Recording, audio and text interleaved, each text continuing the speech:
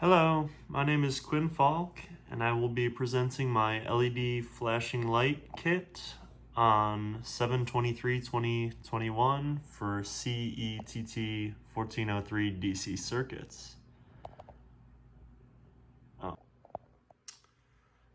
Here's my PowerPoint, flashing LEDs, summer 2021.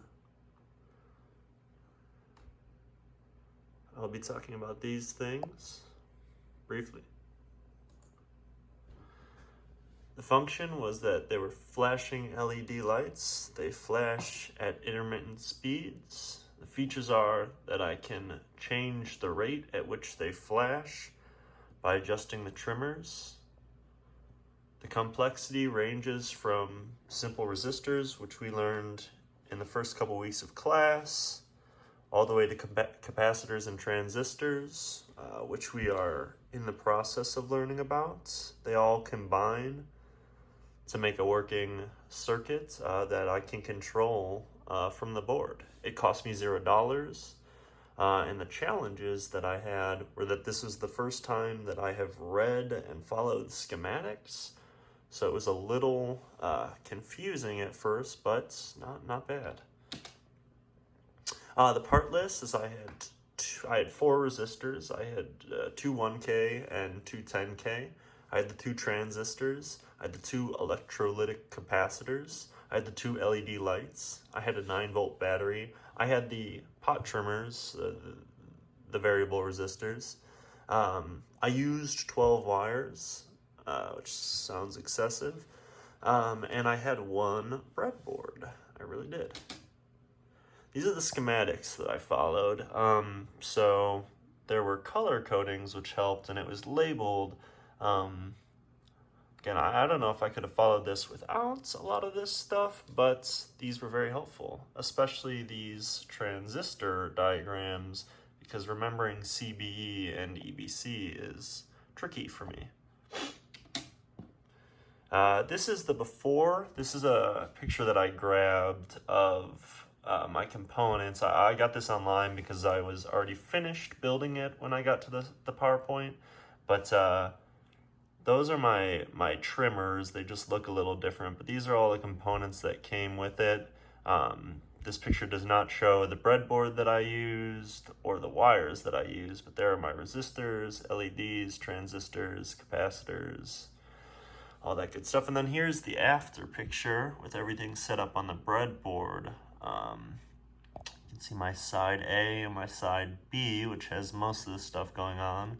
And you'll see that in action in just a sec.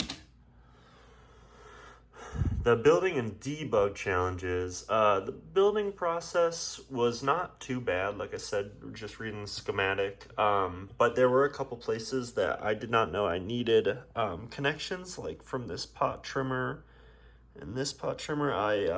Took me a little while to figure out that I needed to connect the single port to the positive side, but once I got that figured out, it wasn't bad. And then also this transistor right here, I had the legs in the wrong holes. I had my CBE reversed, but once I figured that out, everything was good. So those are the building process errors that I had. So like I said, yeah, I just had to readjust some components and add some wires to get it working. But other than that, there was not too much trouble as far as the building process and getting it to function went.